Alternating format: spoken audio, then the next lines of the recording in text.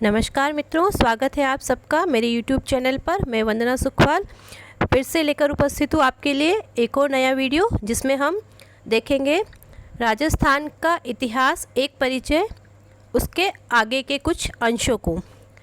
तो शुरू करते हैं माँ सरस्वती के चरणों में नमन करते हुए।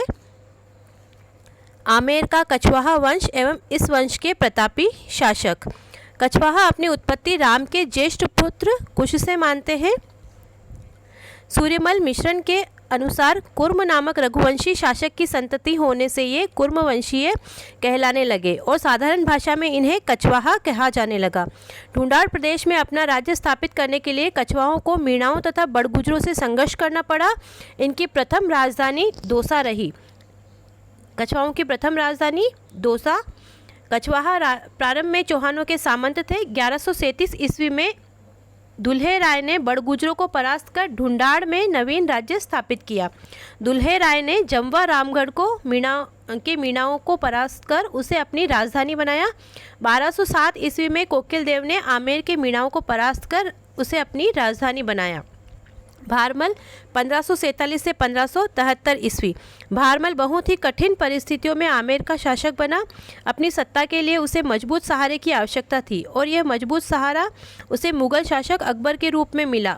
भारमल मुगल अधीनता स्वीकार करने वाला पहला राजपूत था। अकबर जनवरी 1562 ईस्वी में अजमेर की यात्रा पर आया। अजमेर से लौटते समय सांभर में भारमल ने 1562 ईस्वी में अपनी पुत्री हरखाबाई, जिसे कालांतर में मरियम उस जमानी के नाम से जाना गया, का विवाह अकबर के साथ किया। जहांगीर इसी हरखाबाई का पुत्र था। 1562 में ही सांभर में ही अपने पुत्र भगवान दास और पौत्र मान सिंह सहित इसने अकबर की अधीनता स्वीकार करी। तो भारमल ने अकबर की अधीनता कब स्वीकार करी? 1562 ईस्वी में। भगवान दास 1573 से 1589 ईस्वी। भगवान दास 1573 ईस्वी में आमेर की गद्दी पर बैठा। इसने सरनल के युद्ध में अपनी वीरता का परिचय दिया। यह 7 वर्ष तक पंजाब का सूबेदार रहा। इसने 1585 ईस्वी में अपनी पुत्री मानबाई का विवाह जहांगीर के साथ किया। खुसरो मानबाई व जहांगीर का पुत्र था। 1589 में लाहौर में भगवान दास की मृत्यु हो गई। मानसिंह 1589 से 1614 ईस्वी। मानसिंह केवल 12 वर्ष की आयु में ही मुगलों की सेवा में चला गया। इसने अकबर एवं जहांगीर 2 मुगल सम्राटों की सेवा की।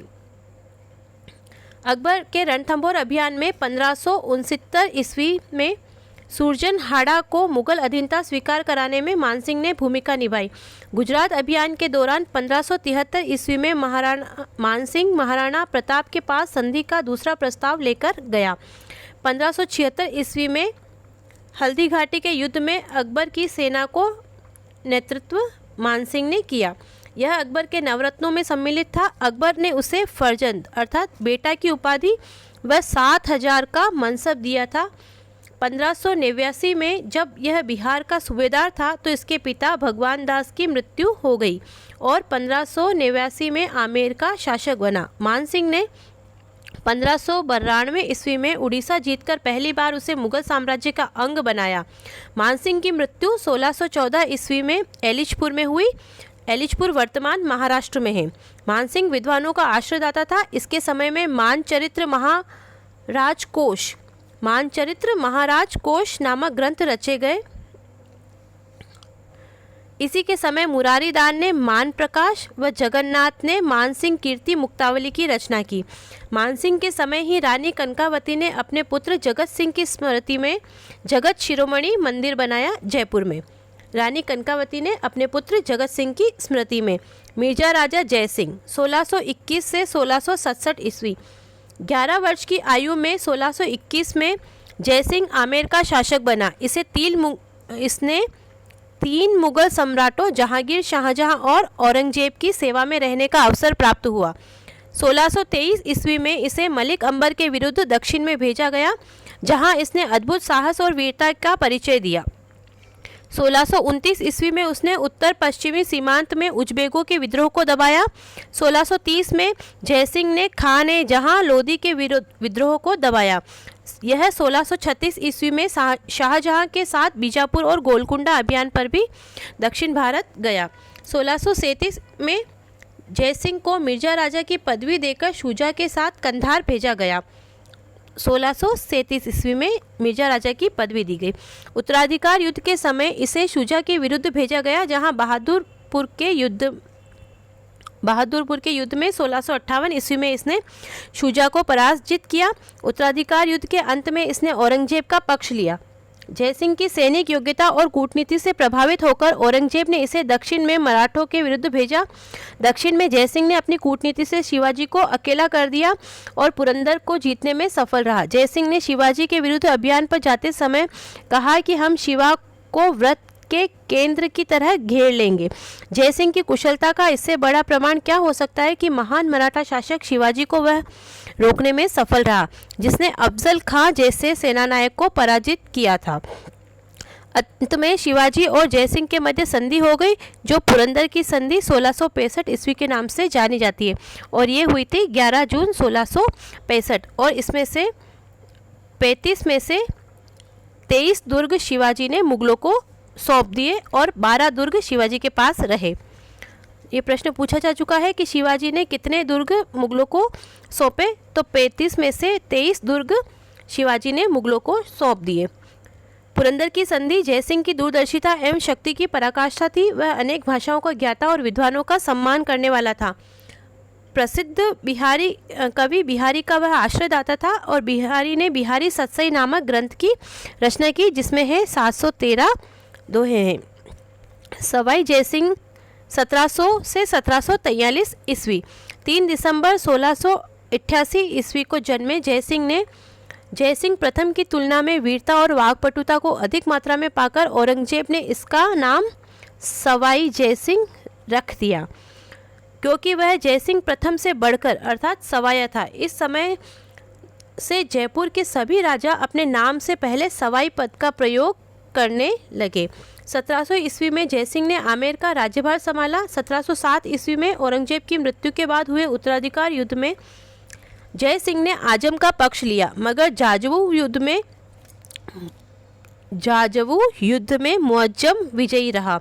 अतः मुअज्जम, जो बहादुर शाह के नाम से शासक बना, ने आमेर पहुंचकर विजय सिंह को शासक घोषित कर दिया तथा आमेर का नाम मोमिनाबाद रख दिया।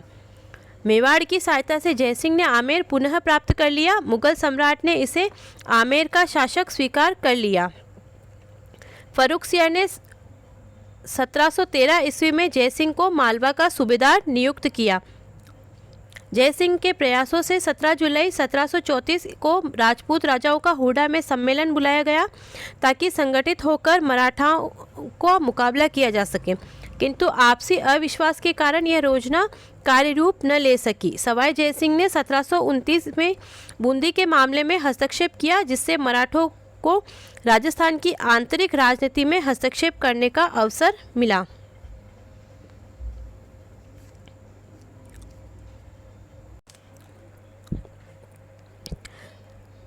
देखिए, सवाई जयसिंह ने 1729 ईस्वी में बूंदी के मामले में हस्तक्षेप किया, जिससे मराठों को राजस्थान की आंतरिक राजनीति में हस्तक्षेप करने का अवसर मिला।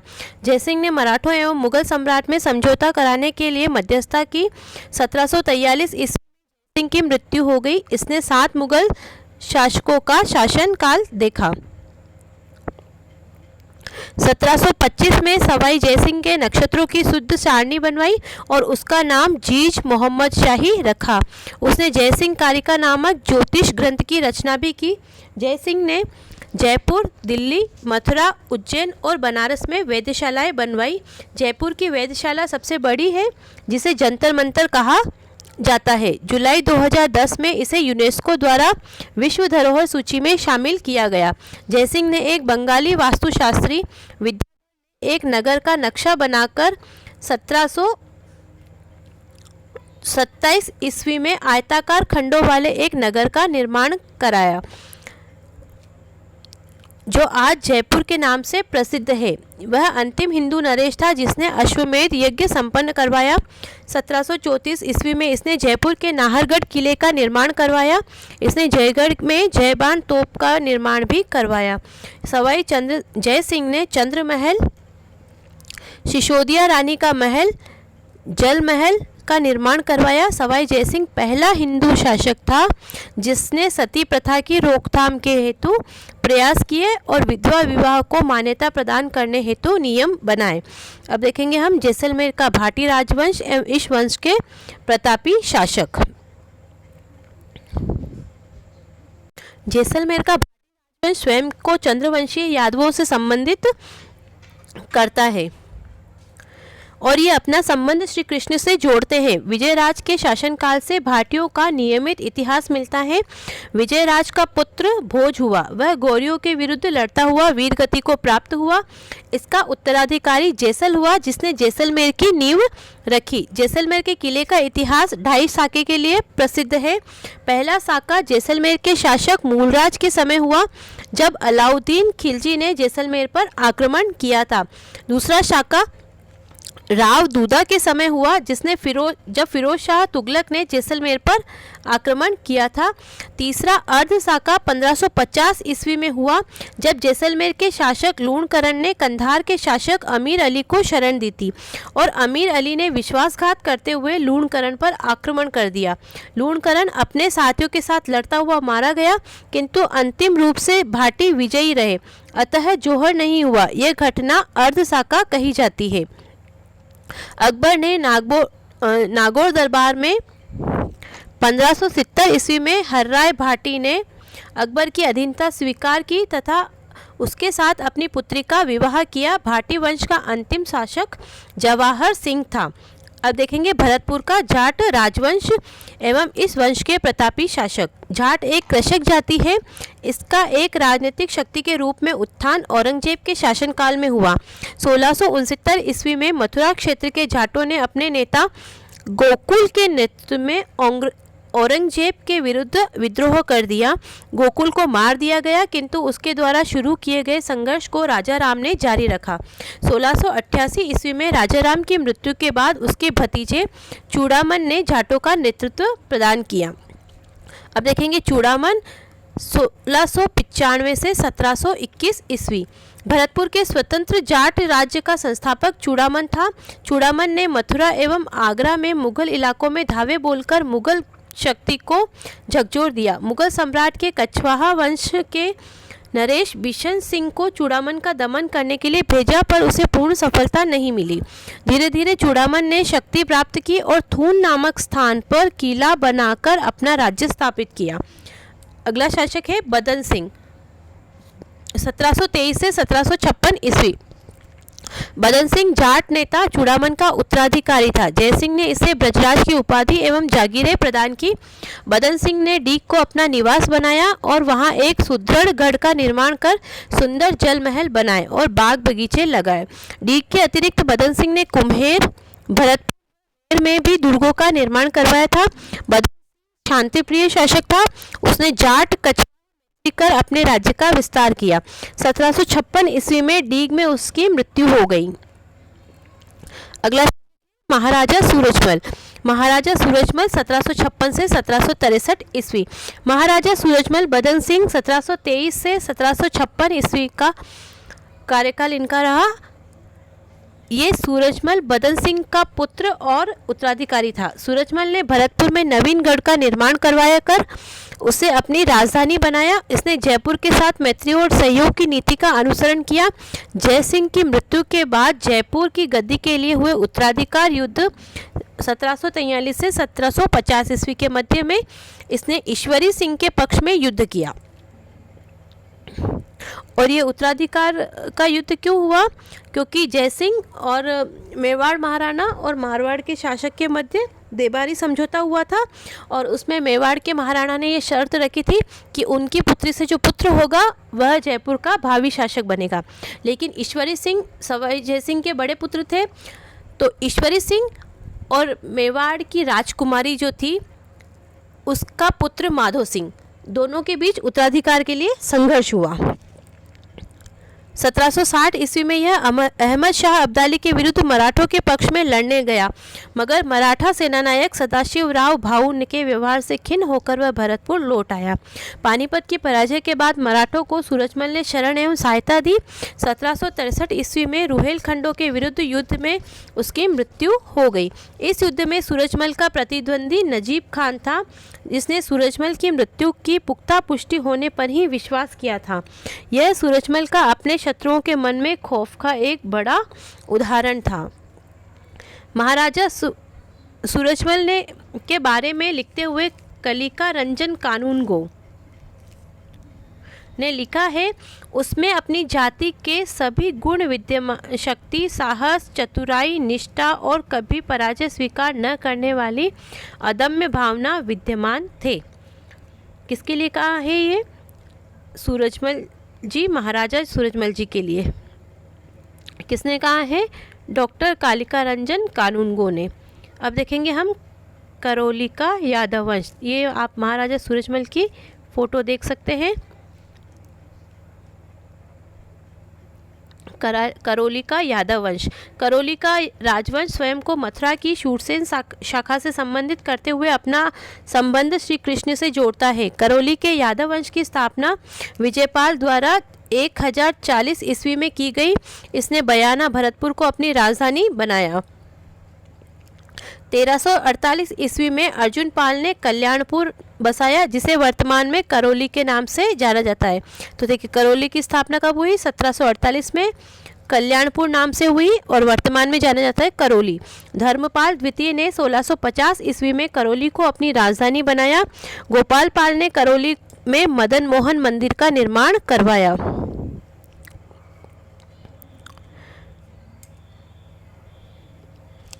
महाराजा हरबख्श पाल ने 9 नवंबर 1817 को अंग्रेजों से संधि कर उनकी अधीनता स्वीकार की।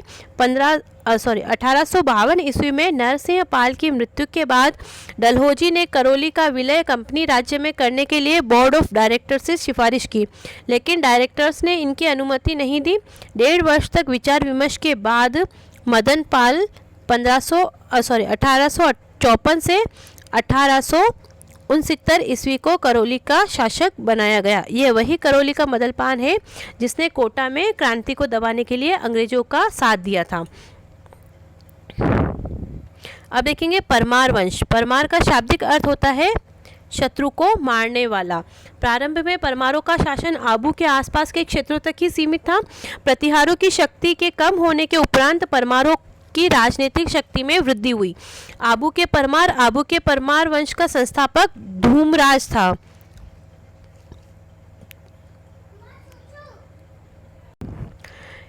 लेकिन इनकी वंशावली उत्पल राज से प्रारंभ होती है। पड़ोसी होने के कारण आबू के परमारों का गुजरात के शासकों से लगातार संघर्ष चलता रहा। गुजरात के शासक मूलराज सोलंकी से पराजित होने के कारण आबू के शासक धरणी वराह को राष्ट्रकूट धवल की शरण लेनी पड़ी। लेकिन कुछ समय बाद धरणी वराह ने आबू पर अधिकार पुनः प्राप्त कर लिया। विक्रमदेव का प्रपौत्र धारा वर्ष 1163 से 1219 ईस्वी आबू के परमारों का शक्तिशाली शासक था। इसने मोहम्मद गोरी के विरुद्ध युद्ध में गुजरात की सेना का सेनापतित्व किया। उसने सोलंकियों की अधीनता का जुआ उतार फेंका। उसने नाडोल के चौहानों से भी अच्छे संबंध रखे। उसके पुत्र सोम सिंह के शासनकाल में तेजपाल ने आबू के देलवाड़ा गांव में लूण वसही नामक नेमीनाथ का मंदिर बनवाया। तो देखिए, सोम सिंह के शासनकाल में तेजपाल ने आबू के देलवाड़ा गांव में लूण वसही, जो नेमीनाथ जी को समर्पित है, जैन मंदिर का निर्माण करवाया। 1311 ईस्वी में लगभग नाडोल के चौहान शासक राव लुम्बा ने परमारों की राजधानी चंद्रावती पर अधिकार कर लिया और वहां चौहान प्रभुत्व की स्थापना कर दी। अब मराठों का राजस्थान में प्रवेश। औरंगजेब की मृत्यु 1707 ईस्वी के बाद मुगल साम्राज्य धीरे धीरे पतन की ओर बढ़ रहा था। इसी दौरान पेशवाओं के कुशल नेतृत्व में मराठे अपनी ताकत बढ़ा रहे थे। यद्यपि गुजरात और मालवा दोनों पर ही मराठों का प्रभाव कायम होता जा रहा था, किंतु अभी तक किसी मराठा सेनानायक ने राजपूताना में प्रवेश नहीं किया था। पर यह स्थिति अधिक दिनों तक नहीं रही। प्रारंभिक गृह कलेश के कारण राजपूताना में भी मराठों का प्रवेश हो गया। राजस्थान में पारस्परिक गृह कलह के मुख्य 3 केंद्र बन गए थे, बूंदी, जयपुर और जोधपुर। तो सबसे पहले बूंदी उत्तराधिकार संघर्ष। सवाई जयसिंह अपनी शक्ति बढ़ाना चाहता था। उसके राज्य की सीमा पर स्थित बूंदी राज्य का राजा बुद्ध सिंह जयसिंह का बहनोई था। 1727 ईस्वी तक साले बहनोई में घनिष्ठ संबंध रहने रहे। फिर अचानक दोनों के मध्य संबंध तनावपूर्ण हो गए और अंत में बिल्कुल समाप्त हो गए। दोनों एक दूसरे के विरोधी बन गए। महाराव बुद्ध सिंह जयसिंह की बहन कछवाही रानी से घृणा करने लगा और अपनी चुंडावत रानी के इशारे पर काम करने लगा। कुछ दिनों बाद बुद्ध सिंह ने कछवाही रानी से उत्पन्न पुत्र भवानी सिंह को अपना पुत्र मानने से इनकार कर दिया। इस पर जयसिंह को क्रोधित होना स्वाभाविक ही था। अतः उसने बुद्ध सिंह को सिंहासनाच्युत करने का निश्चय कर लिया, अर्थात बुद्ध सिंह को सिंहासन से हटाने का निर्णय ले लिया। जब महाराव बुद्ध सिंह किसी कारणवश अपनी राजधानी से दूर गया हुआ था, तो उसकी अनुपस्थिति में जयसिंह ने अपनी सेना भेजकर बूंदी दुर्ग पर अधिकार कर लिया तथा करवड़ के जागीरदार हाड़ा सालिम सिंह के द्वितीय पुत्र दलेल सिंह को 1730 ईस्वी में बूंदी की गद्दी पर बिठा दिया।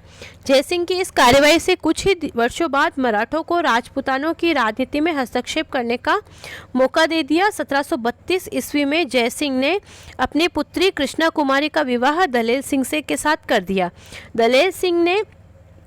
जयसिंह ने दलेल सिंह का रास्ता साफ करने हेतु भवानी सिंह की हत्या भी करवा दी थी। इस घटना ने कछवाही रानी को जयसिंह का विरोधी बना दिया और उसने मराठों से सहायता प्राप्त करने का प्रयास किया। मराठे इस अवसर की तलाश में ही बैठे हुए थे। अतः 18 अप्रैल 1734 को मल्हार राव होलकर और राणोजी सिंधिया के नेतृत्व में मराठा सेना ने बूंदी पर चढ़ाई कर दी। 4 दिन बाद संघर्ष के 22 अप्रैल को बूंदी पर मराठों का अधिकार हो गया। बूंदी के महाराव उम्मेद सिंह, जो कि बुद्ध सिंह का पुत्र था, इस समय बुद्ध सिंह अफीम व शराब की मस्ती में अपना जीवन व्यतीत कर रहा था और उम्मेद सिंह का शासन स्थापित हो गया। अपनी कृतज्ञता प्रकट करने के लिए कछवाही रानी ने होलकर को राखी बांधकर उसे अपना भाई बनाया। चूँकि उम्मेद सिंह अभी छोटा था, अतः प्रताप सिंह को शासन कार्य सौंपा गया। प्रताप सिंह दलेल सिंह का बड़ा भाई था। हुडा सम्मेलन। मालवा, गुजरात और बुंदेलखंड में मराठों को रोकने में मुगल शासन की असफलता और राजपूत शासकों के आंतरिक झगड़ों में मराठों के इस प्रथम हस्तक्षेप ने राजस्थान के समस्त विचारशील शासकों की आंखें खोल दी। यद्यपि यह राजस्थान नाम प्रचलन में नहीं था, लेकिन यहाँ हम राजपूताना के स्थान पर राजस्थान शब्द का प्रयोग किया गया है। मराठों की सफलतापूर्वक सामना कर सकने में आवश्यक उपयोग सोच निकालने के लिए सवाई जयसिंह ने राजस्थान के सारे शासकों को हुडा, जो कि अभी वर्तमान भिलवाड़ा में है, में एकत्रित करने का प्रयास किया। 16 जुलाई 1734 को पूर्व निश्चित स्थान हुडा में सम्मेलन आरंभ हुआ, जिसकी अध्यक्षता मेवाड़ के नए महाराणा जगत सिंह द्वितीय ने की। सम्मेलन में सवाई जय सिंह के अलावा जोधपुर का अभय सिंह, नागौर का बख्त सिंह, बीकानेर का जोरावर सिंह, कोटा का दुर्जन साल, बूंदी का दलेल सिंह, करौली का गोपाल दास, किशनगढ़ का राज सिंह आदि छोटे बड़े नरेश उपस्थित हुए। विचार विमर्श के बाद 17 जुलाई को सभी शासकों ने एक समझौते पर हस्ताक्षर कर दिए और समझौते के अनुसार सभी शासक एकता बनाए रखेंगे। एक का अपमान सभी का अपमान समझा जाएगा। कोई राज्य दूसरे राज्य के विद्रोही को अपने राज्य में शरण नहीं देगा। मराठों के विरुद्ध वर्षा ऋतु के बाद कार्यवाही आरंभ की जाएगी, जिसके लिए सभी शासक अपने सेनाओं के साथ रामपुरा, वर्तमान में कोटा में है, गांव में एकत्रित होंगे। यदि कोई शासक किसी कारणवश उपस्थित होने में असमर्थ होगा तो वह अपने पुत्र अथवा भाई को भेजेगा। किंतु इस सम्मेलन की योजनाएं कभी धरातल पर नहीं उतर पाई। प्रत्येक शासक के अपने स्वार्थ थे, इसलिए उनमें एकजुटता स्थापित होना असंभव था। हुडा सम्मेलन इस प्रकार से एक असफल प्रयास साबित हुआ। अब देखिए जयपुर का उत्तराधिकार संघर्ष। 1708 ईस्वी में सवाई जयसिंह ने मेवाड़ के महाराणा अमर सिंह द्वितीय की पुत्री चंद्रकौरी से विवाह किया था।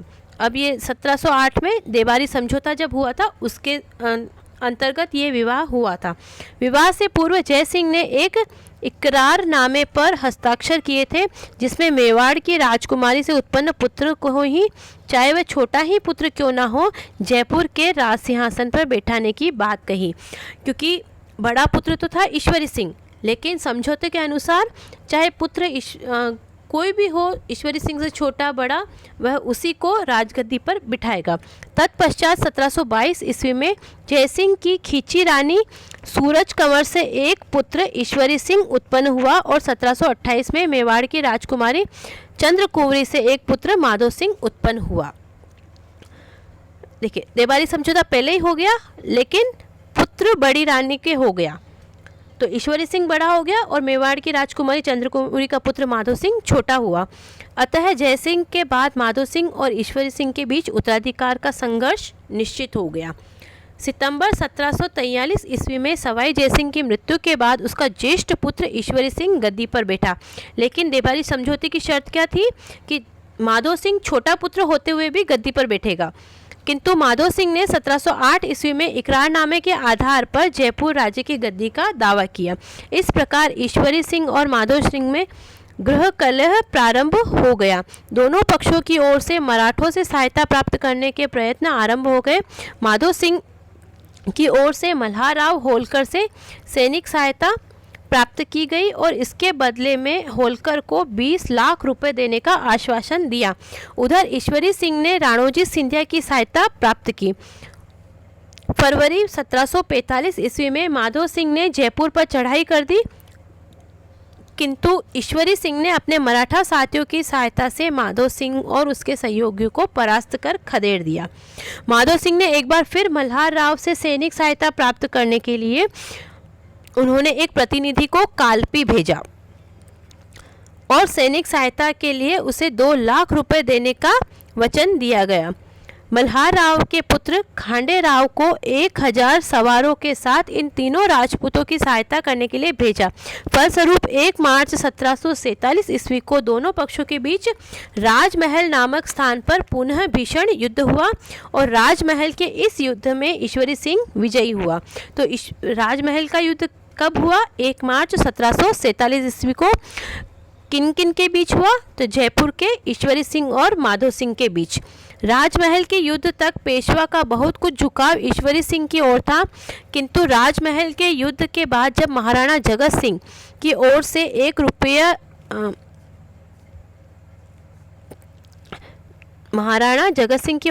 एक अधिक रुपया देने का लालच दिया गया, तब ऋण भार से दबे हुए पेशवा ने ईश्वरी सिंह का साथ छोड़कर माधव सिंह का पक्ष ले लिया। इसके बाद बगरू नामक स्थान पर मराठों के साथ ईश्वरी सिंह की मुठभेड़ हुई और 6 दिनों के युद्ध में ईश्वरी सिंह पराजित हुआ।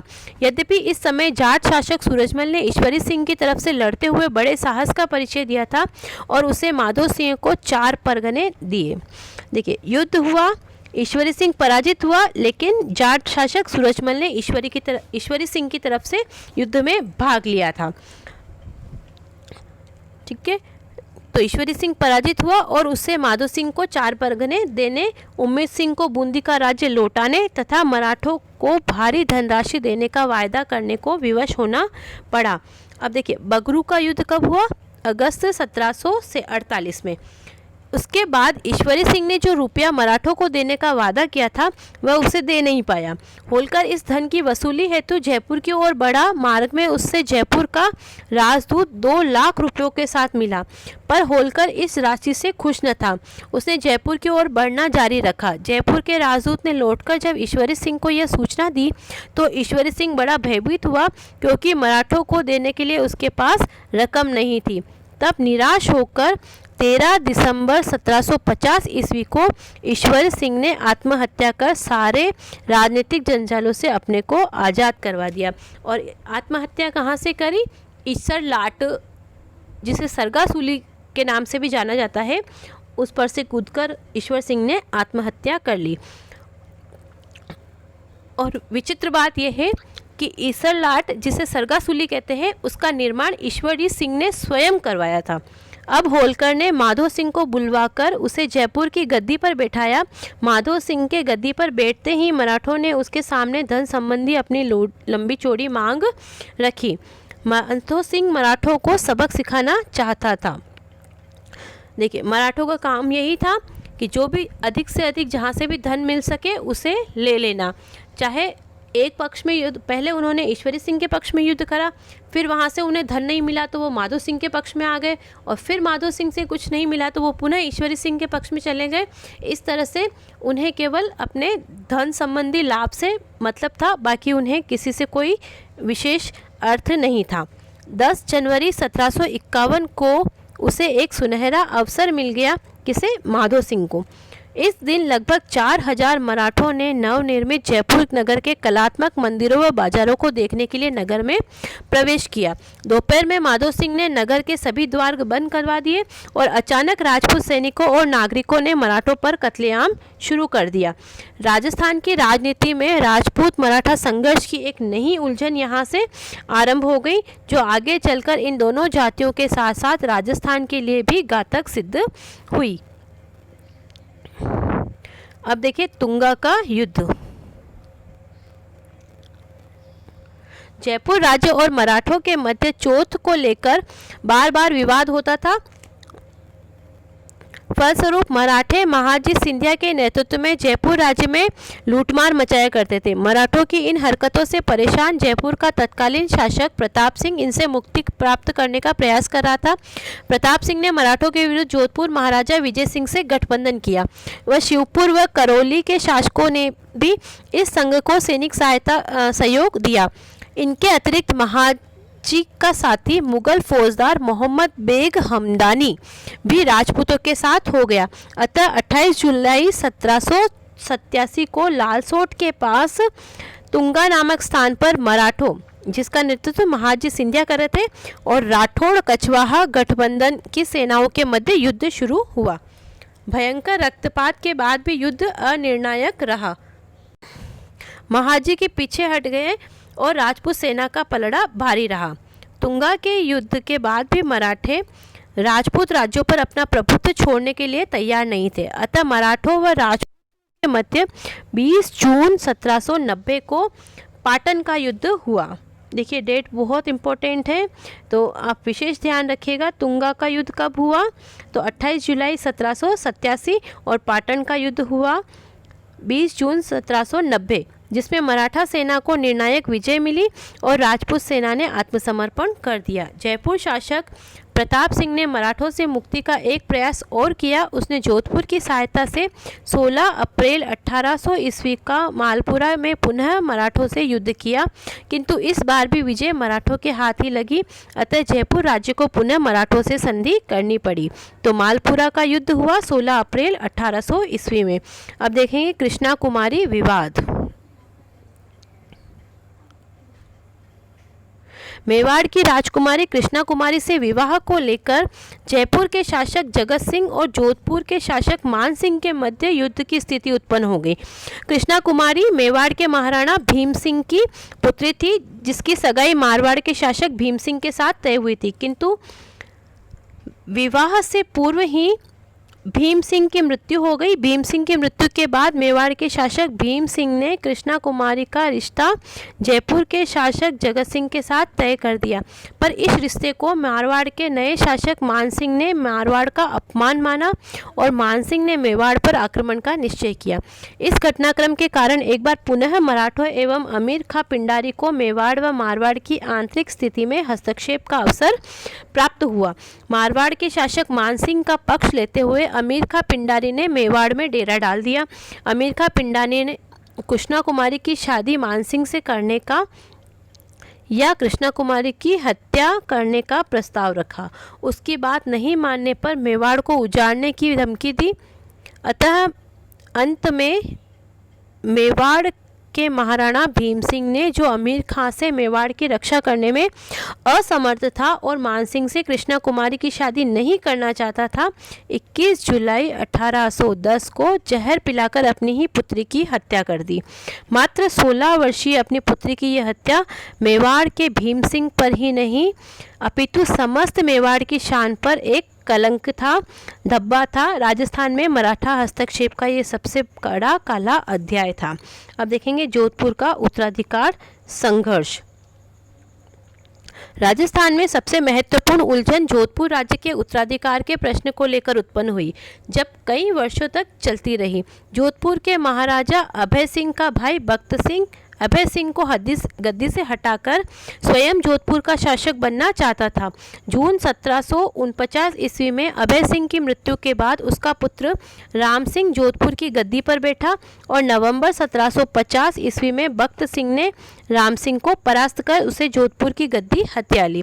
राम सिंह भागकर जयपुर आया और माधो सिंह से शरण प्राप्त कर मराठों से सहायता प्राप्त करने का प्रयास करने लगा। 1752 ईस्वी में जब बख्त सिंह ने अजमेर पर अधिकार कर लिया, तब उसका विरोध करने के लिए मराठों को एक नया कारण मिल गया, क्योंकि मराठे स्वयं अजमेर पर अधिकार करना चाहते थे।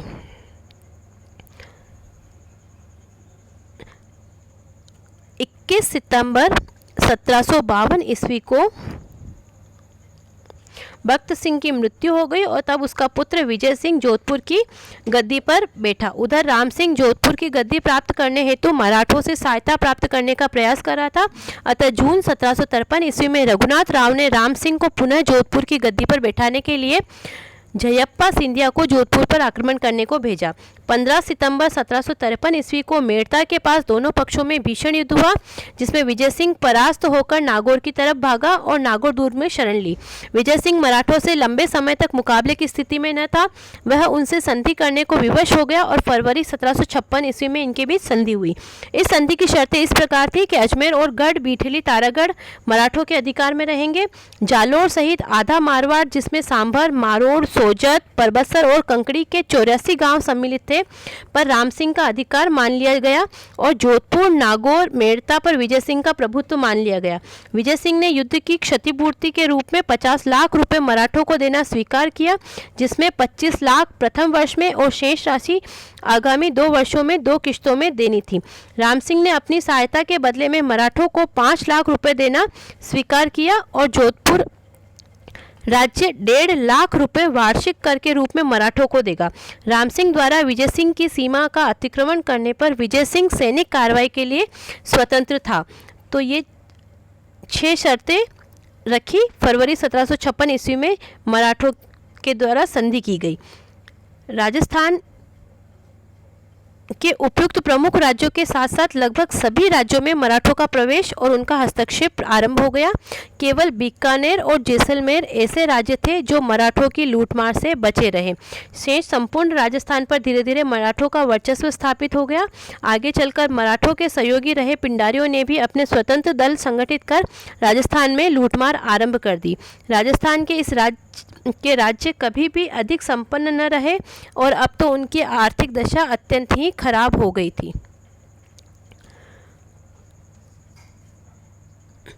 तो ये था मित्रों आज का वीडियो, जिसमें हमने देखा राजस्थान का इतिहास, एक परिचय। इसमें लगभग राजस्थान के जितने भी राजवंश हुए और सभ्यताएं हुई, उससे संबंधित सभी तथ्य इस पाठ में मैंने संकलित करने का प्रयास किया है और ये माध्यमिक शिक्षा बोर्ड की कक्षा 10 की पुस्तक से लिया गया है पाठ, जिसका नाम है राजस्थान का इतिहास एक परिचय। आशा करती हूँ कि आपको वीडियो पसंद आएगा। अगर पसंद आया है तो इसे लाइक कीजिए, शेयर कीजिए और मेरे चैनल को सब्सक्राइब कीजिए। वीडियो को पूरा देखने के लिए बहुत बहुत धन्यवाद। माँ भारती आप सबका कल्याण करे। इसी के साथ मिलते हैं अगले वीडियो में एक और नया चैप्टर लेकर। बहुत बहुत धन्यवाद।